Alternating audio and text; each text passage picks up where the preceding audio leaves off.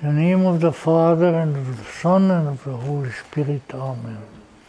As undoubtedly anyone who was here has noticed, that this is our celebration. It's the nearest day to the actual feast day of St. Francis of Assisi, and that we for a good many decades have always performed the blessing of the animals of St. Francis, which is very, very much canonical and which is being performed in many churches, so that, let's say, it's not a purely heretical Gnostic invention. No. That being the case, we may wish perhaps very briefly to evaluate our relationship to the animal kingdom. My mother always considered that quite comical, that we call the animals a kingdom. So he says, all right, if it's an animal kingdom, where is the king? And being a good monarchist, I couldn't answer her. But in any event, let's say that there is a large contingent of beings on earth who share with us the quality of wearing a physical body, and who share with us in all likelihood various other psychological qualities also, and that therefore a certain relationship has to be acknowledged and practiced. And I think it's a good sign that even in this cruel world, which is cruel as well as uncomprehending, or if you want a better word for it, stupid, and there is a relationship acknowledged in this fashion, going clear back a long, long time to the days of St. Francis of Assisi, to the effect that we are in a certain way related to the animal kingdom, apparently more so than some other natural beings, and that this is important to keep in mind. So now, one thing that we may need to keep in mind is that, as it is true with so many things, our own soul, our own psyche, as it is called now in psychology, is of a nature that it has qualified as being in common with, related to the animal kingdom. So let us say we have a body, the animal body. Well, animal body in the sense that it is made of physical matter, and that animals have a body of somewhat similar nature also. And so we are, whether we like to acknowledge it or whether we overly acknowledge it, we are relatives of all the little doggies and even the beautiful big snake and the slowly moving majestic turtle and the little tortoises. So, these are our relatives. They may be younger relatives. They may be relatives that still need care and be nourished by us up to the point that they become more capable of expressing the totality of their nature. And so this is an important thing to remember. I don't bring up or make much to do with various occult theories that say, well, you know, the animals become big animals and then become angels or things like that. I have no information to that effect. Although, let us say, the principle of development, of aspiring to higher things, is probably a quality of the animal kingdom. And some of the seers who looked into this, like Bishop Leadbeater, also said, probably with a great deal of veracity, that if the animals want to grow spiritually, they do that by aspiring to a higher condition, and that the domestic animals, being around humans, would particularly acquire some of those qualities. I don't like the word evolution, because first of all it starts with the word evil. And you notice that? Evolution. No, do you want to be a joyous part of evolution? I don't. But let us say what we have here, nevertheless, we have a developmental sequence, which I think sounds much better than evolution. It's also the invention of Charles Darwin and some of those boys, and as I have told you several times, you know, Madame Blavatsky paid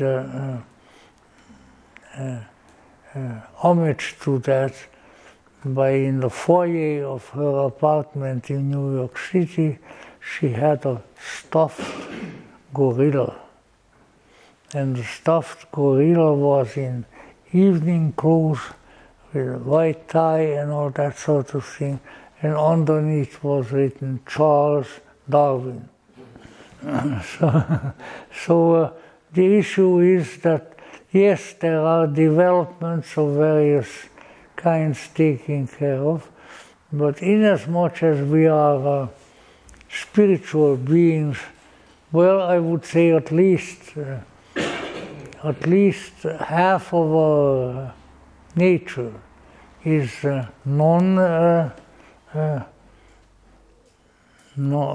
is not of any other kind, but of a psychic nature. Jung affirms that there are all the elements represented, and that we are all the physical senses, the sensate nature, and the feeling nature, the thinking nature, the transcendent function, and whatever they may be beyond. So we are a complex being. And to look upon us as an evolved ape, I think is a little bit overdoing it. You know, I like the monkeys. I want you to know, as my credential, when I was a little child, I had 11 stuffed monkeys in my room. They were right where I could see them on a long shelf, and they were great monkeys. So certainly, especially with the monkeys and apes, it's difficult not to acknowledge a certain relationship, because most of them look so doggone human. So that's a kind of a question also.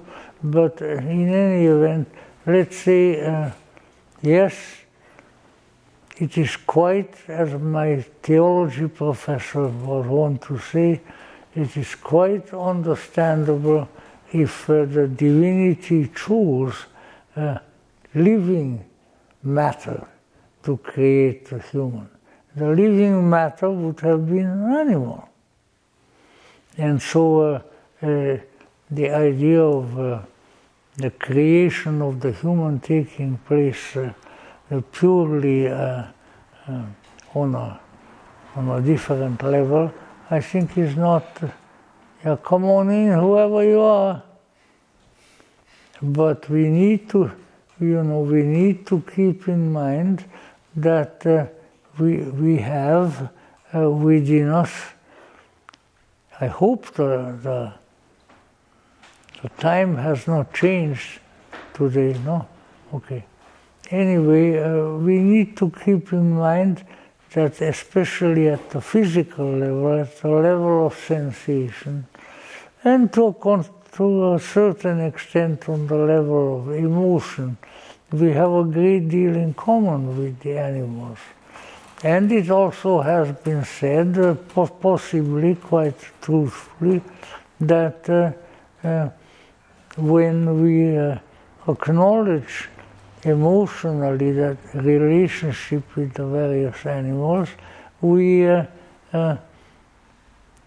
more closely related to the universality of creation, and particularly to our friends, which they can be. I know when they bite us or eat us or something like that, and the friendship is maybe on a little bit different, but I would say, well, who is to say that I'm not a friend to the chicken when I manage to incorporate it? Yeah, so we are friends to all of them. Some of our friends we eat, and some of them we don't. And if you want to stay away from eating all your friends, I would say go to a different planet, because there is something going on of that sort all the time. And it's apparently part of the order, but at the same time, we need to keep in mind that there is something higher, and that the time will come, especially with our spiritual cooperation, where we rise to a higher level of consciousness, and where we don't need to apologize for eating our friends, because that is gone, and that's at a physical level. And somehow the notion that abstaining from fleshly food creates some kind of a great spiritual change has never gone over with me, and still doesn't. And if I should have the unique misfortune to be born in this world again, I don't think it will appertain to me even then, because it's of no significance. It's not of any significance. But at the same time, like Bishop Leadbeater, who was quite a smart old Englishman, he was one to say that on every step of development, life evolves, changes, that consciousness, as we call it now, grows, moves from one function to the other, physical function to other functions. And in that way, we, even in the developmental pattern, we are probably related to animals, which is also one of the reasons, I think, that so many people become so attached to their pets, the whole issue of pet, because we see something like ourselves in the cat, in the dog, in the parrot, in the tortoise, whatever it is, and heavens to say it, but they probably see something akin to them in us. Oh, that's my friend, that's my master, that's my caretaker. Oh, they're really good people. So there is an underlying mysterious relationship which ultimately, if we choose to accept it, really goes back to to the way that the various beings come forth from the original source. Not from this master or that master, but from the ultimate deity itself. When it emanates humans, when it emanates animals, something from it comes forth. If you prefer the monotheistic God, that's quite all right. When it comes right out to it, he's quite a nice fellow. But at the same time, you need to keep in mind that as you are developing toward the fullness of your spiritual stature, toward your return to God, there is also something there. And that is that divine something, that divine substance is also desirous of having you back home. I am not the only one. There have been people, and I don't have to be saints who said, I hear the voice calling, come home, because that is your real home. Now, of course, the dogmatic humanists and whatever else they may be will not acknowledge that. But there is an ultimate home, as Jesus refers to as my Father's home, in which there are many mansions. And that's where we are all going. And so when we see that has been called, and that's fairly legitimate, the younger, I don't like just brethren, so how about the younger siblings? Woof, woof, and meow, meow. So when we are with our younger siblings, they are really our relatives. In a long, long journey that was probably more onerous than ours, they have come from long ago and far away, from a great and holy place to which they wish to return. And we should be here as much as we can without becoming eccentric fanatics to assist them in that task. Be nice to the animals, and especially the domestic animals. And in so doing, we will all take the long journey, which is, whether you know it or not, whether I know it or not, is the journey home. May we go on that journey home, may we recognize our relatives on the journey, and may we all return to the home of our father and mother, so that we might all be reunited again, reunited in God, reunited in wisdom, reunited in all of our ancient and holy relatives who are on another plane. Maybe when you get to be a sort of a rather advanced age that some of us may claim, it sounds better. Yeah, sure I want to go home. After all, my physical home was taken from me by the Soviet Union, which particular action I will never forget, or forgive for that matter. But at the same time, things have changed for the better. And so we need to recognize that we are also on our way home. We are on our way home to a very wise, very benign and very pleasant place. And so let's put one foot in front of the other and keep going. Because we have been assured on very good testimony that we are being called home, and that we are going there. So So let's keep those things in mind. And meanwhile, today we have even another possibly sad occasion, that we received a telephone call yesterday from Nashville, Tennessee, where we have a little parish and a priest, and it was to the effect that my auxiliary bishop, my longtime friend Stephan Marshall, had suffered an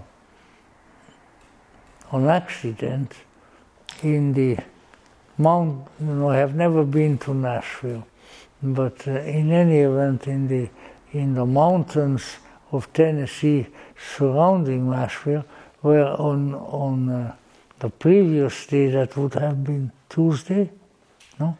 Wednesday? Friday night, maybe? Friday or early. Oh yeah, probably. Anyway, that he was, he's from Portland, and the Oregonians are weird. And one of their weirdness is that they are big nature people. All the trees and grasses and I don't know what. And the thing is, I don't think that nature was involved in, but somehow probably the inability of our friend to hang on to the rock where he was, and he plunged down. So he was in the hospitalized, and they told us on the telephone that he was in surgery yesterday morning. So, people don't go into surgery for nothing. So I'm very worried about him, but since then we didn't hear anything, whether he lives or dies or whatever.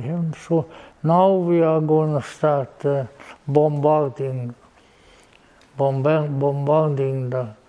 the great musical city of Nashville, and come on, tell us, where is this guy? Is he still here or not? In any event, we shall see, and we shall soon learn more, because when there is a serious issue going on, well, the last thing that people are terribly interested in is to tell people at long distance as to what unhappy thing happened to their friend. So let's hope that that won't be necessary. Anyway, pray for him. This is a if I ever met a really good Gnostic, Stephan Marshall was it, which of course also led to his career in the church. So let's just pray for him wherever he is in this world or the other, because he was our good priest and bishop, our good friend, and let's hope that he still is. So maybe keep that in mind, and thereby facilitate perhaps his recovery. So may the mystery of that which hangs between heaven and earth descend upon us and remain with us always.